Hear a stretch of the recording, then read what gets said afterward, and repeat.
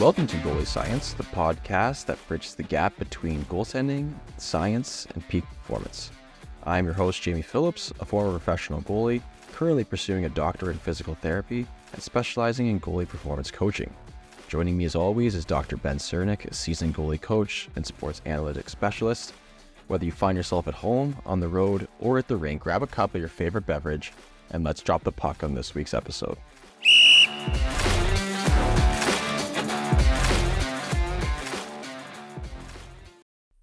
Jamie, do you know the podcast If Books Could Kill? Have you listened to that one? No, the thing is I love podcasts. We have a podcast, pretty cool. Thanks for listening. There are so many podcasts that if I could listen to all the ones I want to listen to, I would actually never get anything done. Yeah. Okay. Well, anyways, the point of this was free plug to them. They don't need our plug. They're doing better than we are. They always start every episode with so-and-so. What do you know about this? And that's their hook, line, and sinker. And I'm going to start asking you stuff like that, Jamie. Jamie, what do you know about rebound control? I know that as a result of positioning and tracking and not a result of a manual or a cognitive effort to put the rebound in the corner. In fact, I've had 3 goalies in the last week give up a goal on that same situation, both in games and practice, because they're trying to put the rebound in the corner so hard that they actually put it in their own net. Yeah. The old too early put the puck in your own net play. It breaks my heart. Or, this is a new one, turns so early that you open up your 5-hole and they shoot 5-hole. I scored a goal down to goalie last week. Did I put both my hands in the air against a child? Yeah, I did. I celebrated that goal. I love scoring goals. But anyways, yes, Jamie, we're not talking about rebound control today. We are not. What are we talking about? We're talking about things that we think goalies are some common mistakes goalies are making in games. So last week we talked about practice. Mm-hmm. We said, here's some things that, we can improve on practice. How do we be better in practice, et cetera, et cetera. But this week we wanted to take a small turn here and bring it into games, which is largely what people probably care more about. Yes. But definitely an approach to some common mistakes that goalies make. And I want to caveat this. This is goalies of all ages and all levels. I think the things we're going to talk about today are not designed just for younger goalies, not designed for junior or college goalies, but for everyone. I think everyone deals with these decisions and these plays. And so I think everyone can do some learning today. Yeah, these are pretty universal concepts. And if something's not, we'll definitely clarify that. But you know what? I'll go first. Body language. Bad body language. Oh, there are so many goalies with such bad body language that just drives me absolutely crazy. The best way to explain it to my goalies, and I'll explain it to you listening or watching, is that whether you want to admit it or not, goalies are the most important position on the ice, and the team feeds off of us. We have more of an influence over what goes on the bench than we think. Everyone looks towards the goalie to see how they're handling different situations. And if things are getting derailed for the goalie, things are going to get derailed on the bench. If the goalie shows frustration, there's going to be frustration on the bench. If the goalie is calm, the players see that, and that resonates. And there is a sense of calmness on the area in the bench, even after a goal and these things. Also, players don't like when the goalie gets angry or swears or smashes their sticks or blames their players, which I see a ton of, which is just the worst thing you can do is to actually yell at your players. Tell you what, nothing convinces a player to not block a shot more than when they get yelled at by a goalie. So bad body language. Yeah, bad body language is just a big one, and it starts. I see kids so young to top level guys that do it, and I'm more of the mind that you control your emotions, you play steady, and you play with control, and the team is going to feed off that. And that also comes from you have to learn that in practice, and there's a big carryover towards your body language in practice. But the first step is actually to have someone point it out, or to watch yourself back, and then you'll be like, ooh, my body language was not good, because a lot of times we don't notice if it is bad or not. Yeah, that's totally fair.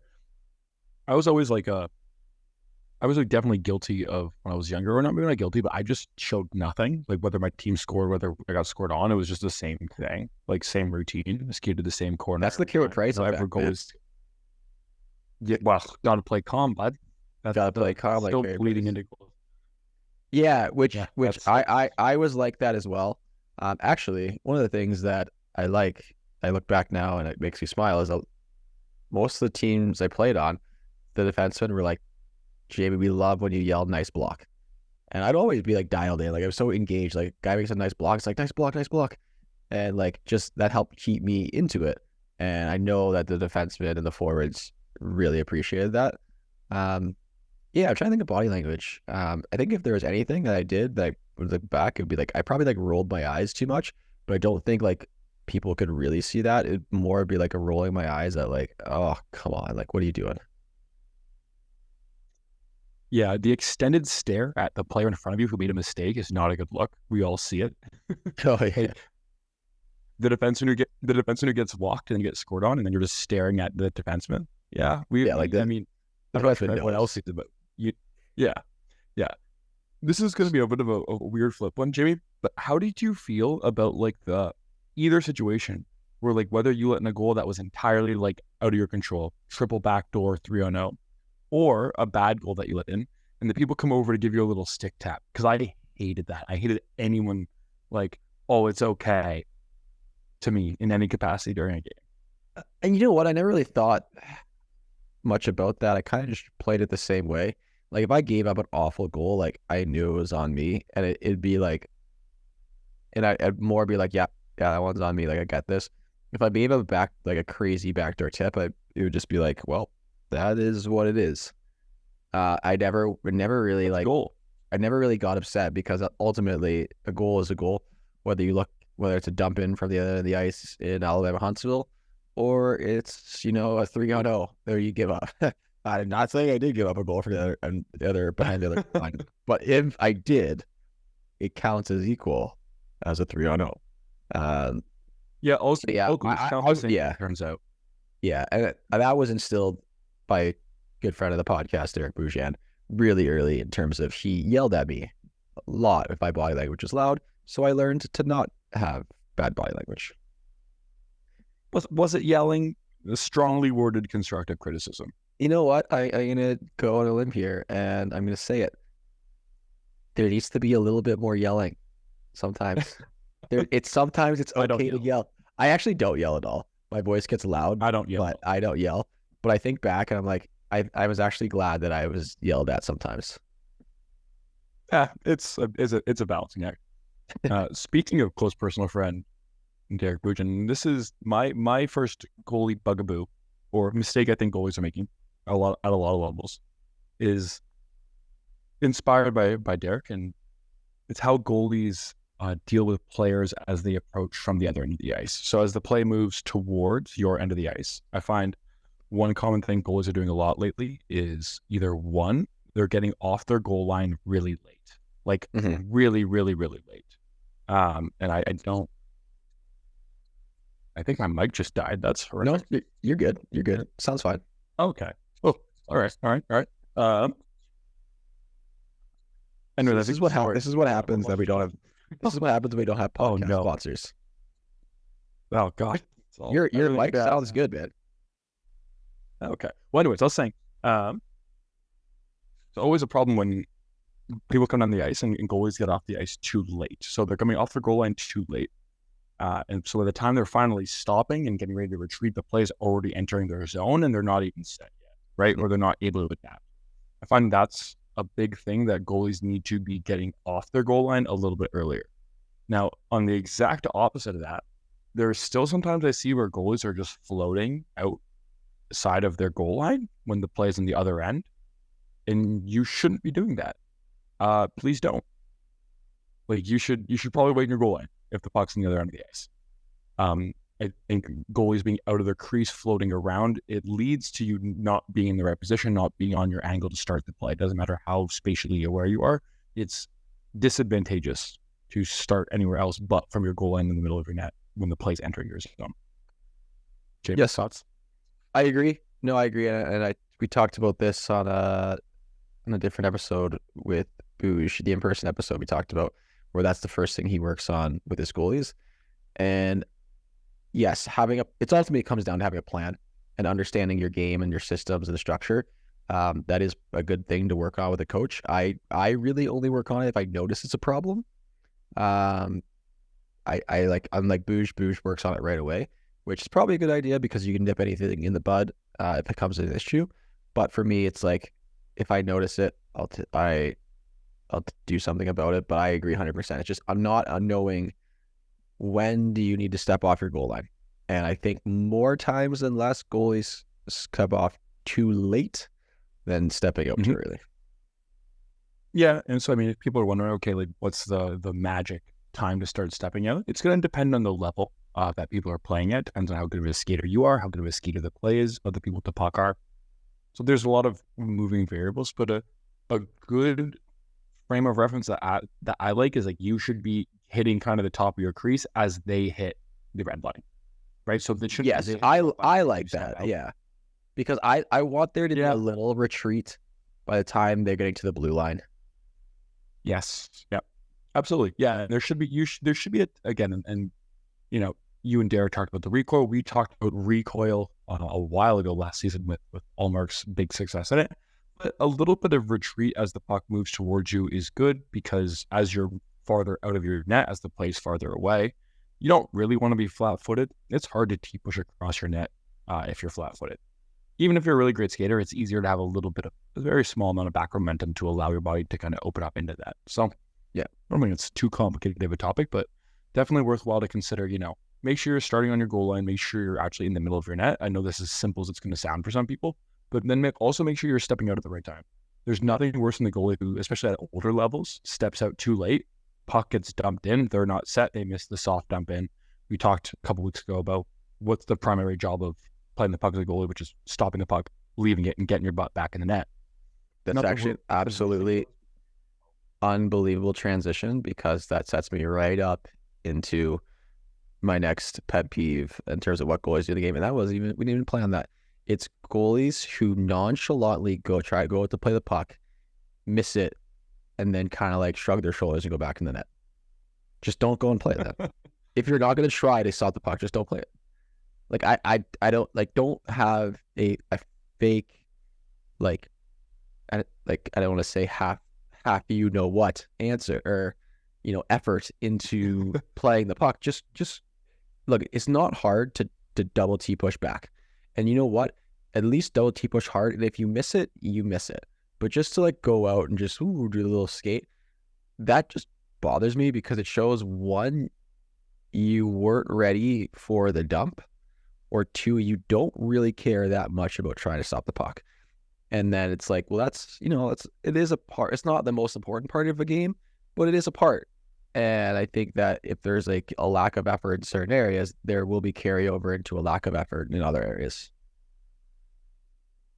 Yeah, again, we talked about this at length with the puck handling episode, right? But I think you have to be really intentful with anytime you leave the net, you need to be intentful, right? And so, like you said, if it's not a play you feel confident on, or not a play you think you're going to make, stay in your net, point to the other side with your glove, say yours, a bunch of your D, and then hope they don't get crushed in the corner. But a lot of the time, yeah. Go ahead. I just realized is that you can tell that you are in the thick of it with school in terms of finishing up your thesis, and I am in the thick of it with clinicals and work, because today would have been a perfect day for a preseason recap since the NHL season starts tomorrow, and we didn't even do that. Matt Murray got double hip surgery. That's your NHL recap for the day. Yeah, you know what? Next episode we'll have maybe that's what we'll do next episode when the season's already a week in. Connor Hellebuck signed an $8.75 million 7-year extension. That's talking goaltending. Might have been 8.5 somewhere, one of those numbers. Yeah, it doesn't upset me at all that we were drafted in the same draft year, and I'm living in talking to me. I'm a great person to talk to. In a 7-bedroom house with 7 other people.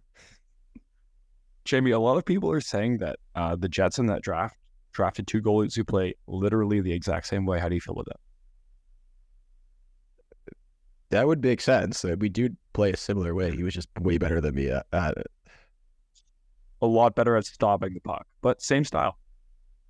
Yeah, similar style. Definitely a similar style. All right, Ben, what's your next pet peeve? This is less so a pet peeve and more just something that I think goalies can be mindful of and something that they need to understand. Jamie got a couple good Instagram stories talking about box control the other day, and this isn't a discussion for box control, which again is just a glorified like, are you understanding how big the net is relative to where you're standing in the net, et cetera, et cetera. That is box control summarized in a very short Box way. control, yeah, is that, and stop trying to make safe sideways because it's more work. Well, yeah, I mean, yeah, stop making safe sideways. Don't slide on bad angle shots. That one drives me insane. But my big thing that I think goalies need to realize is anytime the puck moves from their midline, right? So anytime the puck moves from the center of the ice off to the side in the angle, you need to make a lot smaller steps than you think, especially when a player is carrying the puck. This is not a pass, but especially when a player deviates from the middle. So they're coming in the middle, they pick a side left, right? And then they also are moving towards you. You don't need to move that much. One really big shuffle opens up the far side, and now it's a shot into the net. Right? And that's a really, really common mistake I see at every level is your first step off as a player moves from the midline needs to be really, really, really small. Right? Especially at a distance. And Jamie, we did a little bit of math stuff last year on this. Right? But as a player enters your own zone, if they move 5 feet, you need to move like 4 inches. Like it's such a small amount. Especially as that puck is far away. Mm-hmm. And I think goalies don't quite realize that, and they sometimes take that really big first step, and I think that sets you up for a goal more often than not. We see it in the NHL all the time. I noticed this more when the puck's coming from the like low to high, because now the net's moving at now the net's so small, and yes, it's getting larger, but that initial like basically from the goal line to almost the top of the circle, you don't have to move. You need to step off the post, but you actually don't have to move or shuffle at all laterally. And that's where a lot of goalies make that mistake. And so I do a lot of drills to work on that.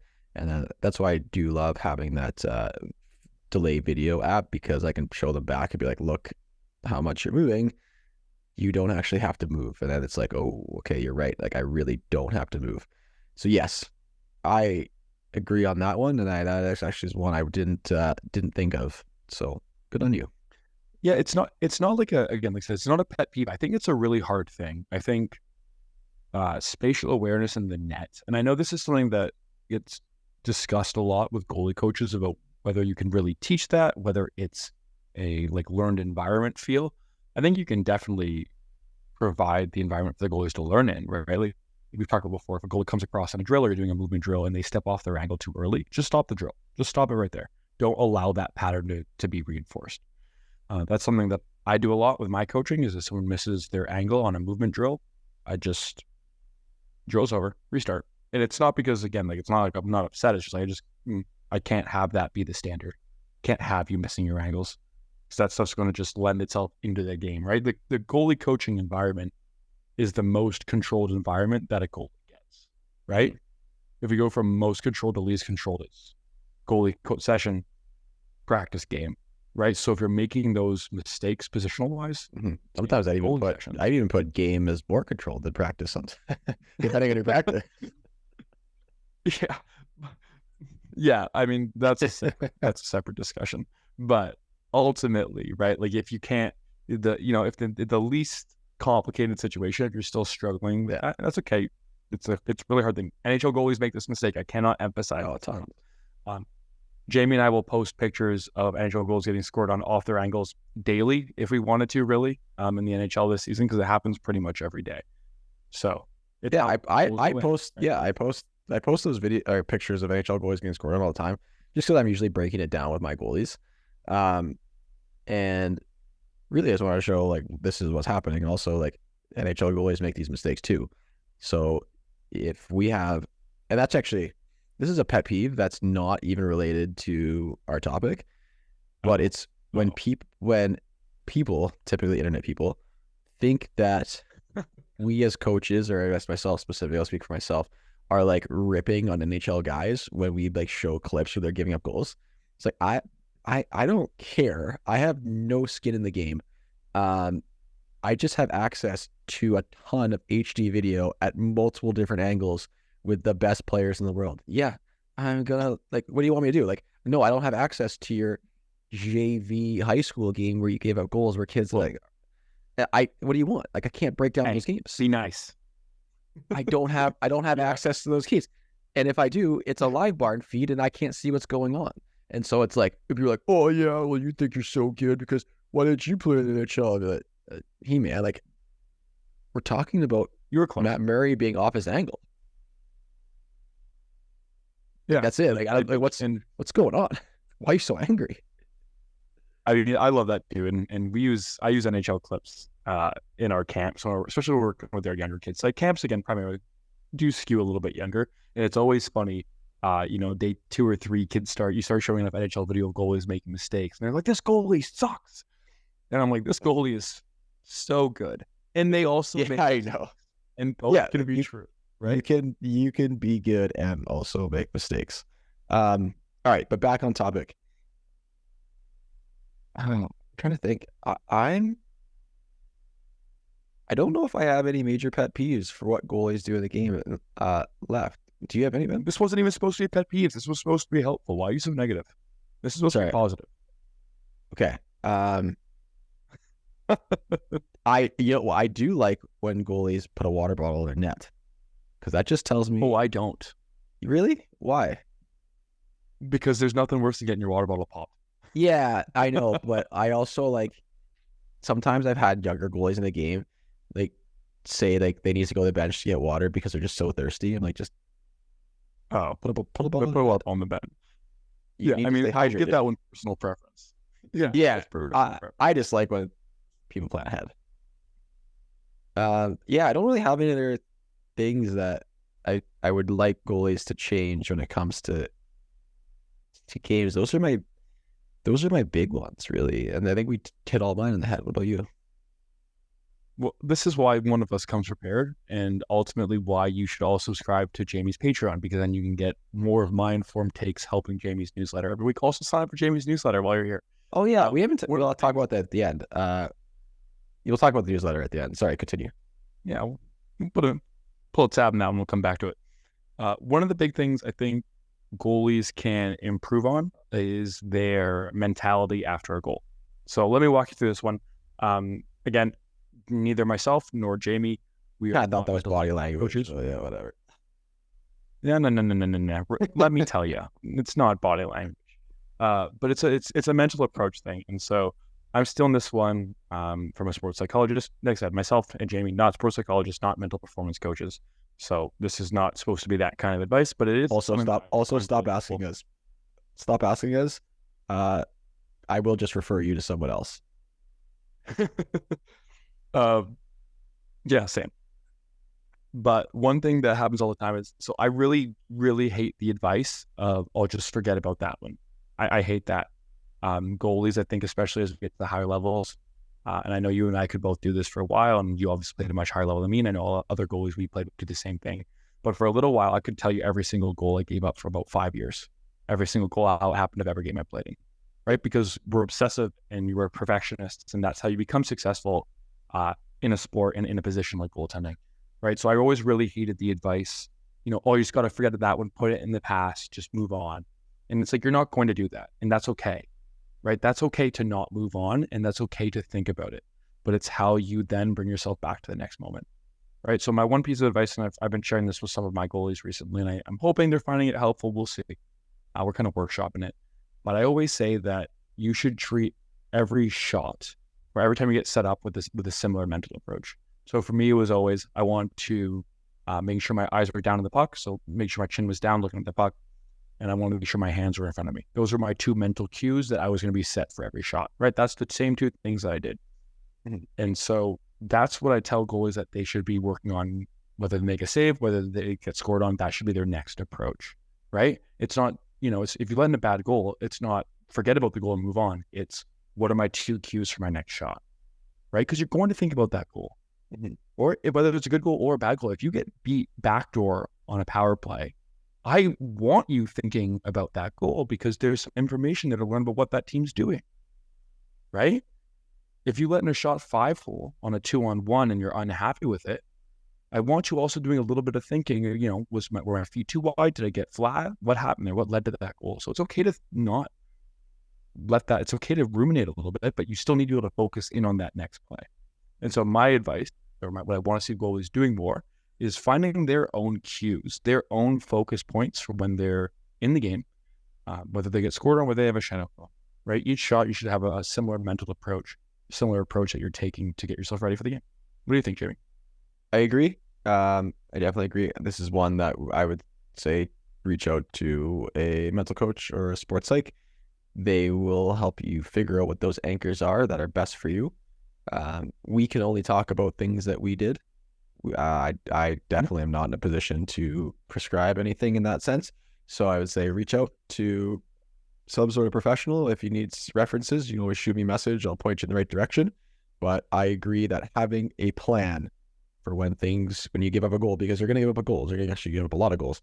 Having a plan for what you do after is going to help kind of, prevent the floodgates from opening. And that ultimately is the goal. Is we're going to give up one. Okay, what happens next? What's your plan? Because we can't stop everything. Exactly. Yeah, and that's what it all just comes down to. And again, obviously, we're maybe not the best people to game plan, but I also don't think this is like I don't think we're really getting into the full mental performance out of things here. I think it's just having a plan to focus in there. But I do have one more, Jimmy. Maybe we'll do one more and then we'll kind of tie things up, a shorter one this week. But one thing I think that I'm seeing a lot of goalies struggle with recently is how they're playing odd man rushes. And so what I mean by that, I'll get to it. Bear with me here, but I've been seeing a lot of goals happen off the shot on odd man rushes. Goalies turning a little bit early, anticipating that pass a little bit too much. And I see you getting excited to jump. Yeah, because that actually, I'm going to give it over to you. So go ahead. No, I was just saying, as you said that reminded me of a thing that has been definitely frustrating. Is yes, goalies, when the play is approaching, whether it's typically an odd man rush or even if it's like a 3-on-3 rush in, goalies are not staying square as they move with the play. It's like turning, I call it the shimmy shake or the Shakira hips, where they lead with their butt and they lead with the hip and then they're off angle and then it's all this movement. And actually, shameless plug, but if you are on my Patreon this week, you will get a video breaking down this exact same topic because it's been a pet peeve for one of my goalies I've been working with. And it talks about the importance of being square, and it comes down, in my mind, it comes down to not like a laziness thing, but it comes down to a desire. Are you making the choice to be more square, or are you making the choice to try and kind of like laissez-faire through the zone? And I do find a lot of goalies get burned because of this, because when the play happens or speeds up really quickly, you either get caught flat-footed or you're behind the play and you're not able to make that adjustment to fully get square, and you end up giving up goals. So I'm glad you brought that one up because I didn't initially think of that, but that is definitely probably my biggest bugaboo at this moment, because I've been working out with some goalies. Yeah, I think, and it's hard. Look, when your team is outnumbered on rush plays, it's undoubtedly scary. We just talked a little bit about having a mindset towards things. Something that I really believe in, and Jimmy, I'd love to hear your opinion on this because we haven't talked about this, but my mindset that I try to deliver to goalies on these outnumbered situations is that your positioning job is you're responsible for the shot and you're responsible for giving yourself a chance on the pass. I say for the pass. Right. I say the exact same thing. I usually say it's a 90-10 rule. 90% of your focus should be on the shot. 100% of your positioning should be on the shot, but that 10% of your mental kind of anticipation should be on being prepared to push for a pass. Yeah. And I think one of the things that I've noticed a little bit on this specific play is goalies that are opening up early for the pass aren't timing their retreat as well as they could. And so I think it's a positioning thing that's bleeding into another positioning thing, right? Where it's like, okay, so now I've gotten maybe not as much of a retreat. Maybe I'm a little bit too far out on this. So I start opening up because I know it's a big push. And then, maybe they make a move and take a shot short side, right? I think that all comes down to ensuring that you feel confident in your timing on that 2-on-1. And especially if you're holding your feet long enough and that pass is really tight, if that pass does go backdoor on a tight play, you should be pretty close to your goal line probably anyways by the time that pass comes, right? So Mhm. that's just a small pivot anyway. You don't really need to pivot early. The deeper you are, the smaller your pivot, I right? have what I have So, actually. I agree. I'm gonna uh-oh. I agree, but this popped in my head. I want to know your opinion. What are your thoughts on goalies pulling themselves? Like, can I tell a story?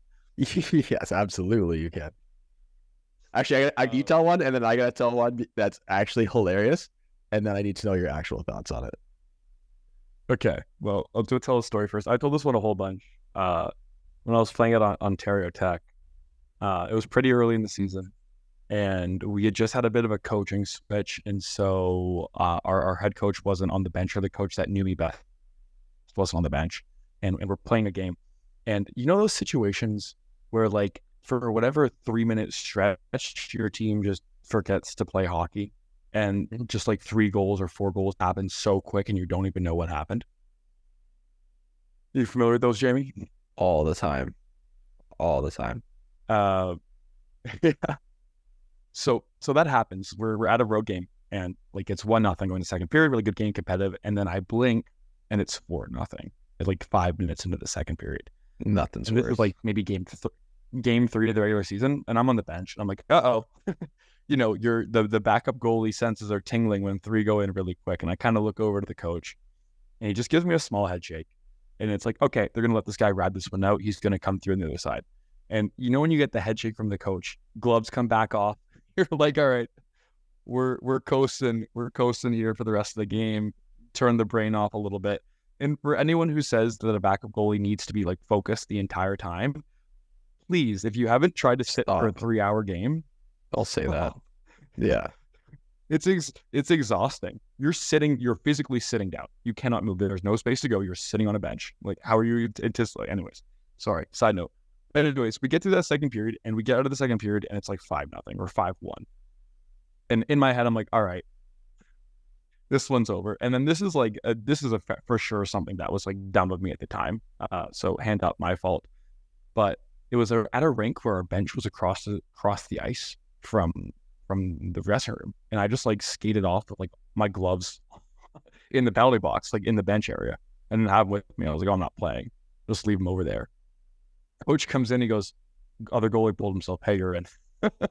Like, I found out as the Zamboni was off, we're walking out, so I had to like run around. I was like, you had to get someone to go run around and get my gloves and my stick, which was brutal. But it's like I found out that I was going into the third period as we were walking to the ice, Oh gosh. and so that was my first ever minutes in a Canadian university game.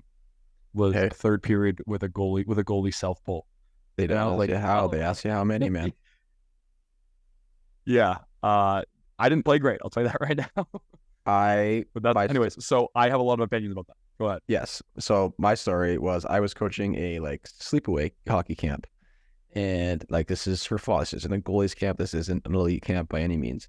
And kids skate 3 times a day. And in the afternoons, the final skate, it's a scrimmage. It's just a big scrimmage.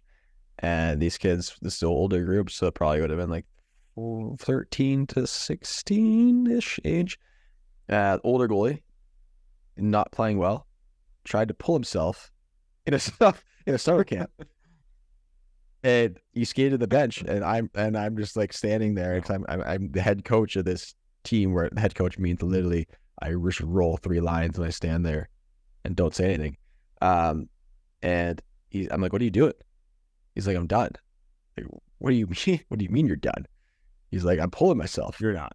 And I was like, this is a summer camp. Get back in the net. So I made him go back in the net. I was like, That's no, awesome. like, no. But my actual thoughts on this, I have mixed opinions when it comes to the game. I do think you know yourself best. If you know you are really struggling and things aren't right, then yes, you can pull yourself. But I also truly believe that there is value in the struggle, and there's value on putting yourself through that, whether you're playing well or you're not playing well, trying to find ways to kind of continue your system, continue your structure when everything's hitting the fan and nothing is going right. And I do think that there's a lot of value in that. So I'll say it's on a case by case basis. If you are really out of it and you're like, I'm done, and you're truly going to hurt your team, I could say that's okay. But remember, there are going to be some serious repercussions of doing that in terms of, especially with your teammates losing confidence and your coach losing confidence in you. And I think from a head coach, just knowing head coaches and how they think, they like when a goalie is willing to grind it out, even when things are not going their way. Yeah. It's not fun when it happens near the backup goal. Oh, it's horrible. It's horrible. I have asked the head coach when I was in the Coast. We were playing a game in Kansas City, and the other goalie ended up giving up 10. He actually quit hockey altogether after this game, or after this weekend. So this was like a Friday, and he quit on the Sunday, and he was just left out to dry. And the coaching staff was actually just yelling at him about how bad he was from the bench. Crazy to like think about. And I actually asked the coach, I was like, can I just go in? And the coach told me no. And there was a point where I was considering hopping over the bench and going in. I don't think I've ever told this story before. I've never heard this one either. No, I've never told the story. It just popped in my head. Like I just completely forgot about it. Crazy. Yeah, he had an NHL deal the year before. Obviously things didn't go the way he wanted to, but he ended up quitting hockey altogether 2 days later.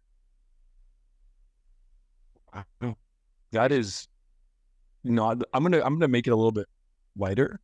Jamie, have you ever? This is total opinion. Have you ever played in a team where they tried to change goalies on the fly during a play? You ever done that before? Yes, in like minor hockey, actually, maybe even possibly in junior once. I did it in. We tried to do it in U19. Yeah. Wow. Why anyone thinks? Well, you know what? Either it becomes a thing or it doesn't. Because it's hilarious. There's no way. Hilarious. Either it should never happen or it should actually always happen. It was again at the time. I've mentioned this before, but I was fortunate enough to play on like a really good U19 team. We won like 25 games in a row or something to start a season. But we were up like 7-0. This is probably like salt in a wound. Looking back on it, kind of mean to the other team. But the coach was like, "Hey, let's change. Just go. We dump the puck and just go." I was like, "You sure?" He's like, "Yeah." I'm like, "You're gonna put me in charge of me getting to the net here." He's like, "Yeah, go for it." And then it's not. We went to do it. The other goalies skating to. Yeah, it's not the goalie from the bench I'm worried about. It's the goalie of the net that doesn't know what's going on. I'm worried about.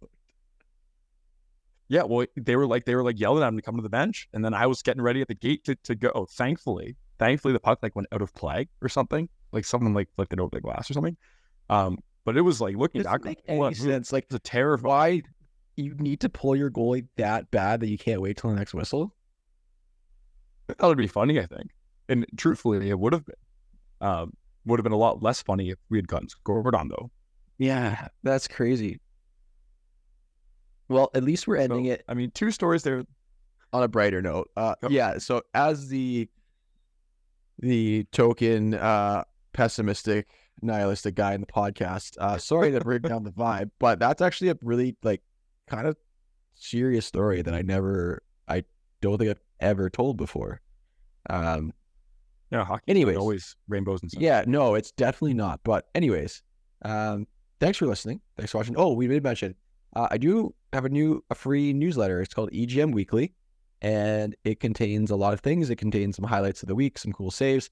Ben's going to start contributing, writing a lot of stats stuff too once he's finished up his dissertation. And I also use it as an avenue to vent. I'm not going to lie. I use it to kind of get a lot of things off kind of my chest and my brain in terms of what I think, just good things and bad things about goaltending. The first topic was like I'm not gonna lie, I used some sort of clickbait title, but it was the best advice I could ever give, and it was actually good advice, and I do give this advice very regularly. It's probably not what you think. no, it's probably not what you think. Go and read that, because you can go read past editions as well. You can find that on my Instagram, along with all my other stuff. Thanks for listening. Like, comment, subscribe. You know the jazz. It does help our podcast. Maybe one day we'll get a sponsor so we can have better microphones. I don't know. Maybe, well, it actually just Ben. Mine can't get that much better. I spent a lot of money on this. Well, come on, bro. My mic's fine. Jamie, I'm going to leave you on one closing thought here. And I don't want you to answer it. It's going to be our closing thought for the week. Is there such thing as a bad shot? And the answer, I think, is yes. So let the folks decide. Is there such thing as a bad shot? We always say there's no such thing as a bad shot. I disagree. I think there's lots of bad shots. I think people should stop taking them. It depends. But for now, whatever. No, we're just going. All right, we'll talk to everyone next week. Yeah, exactly. Bye. Until next time. Until next time.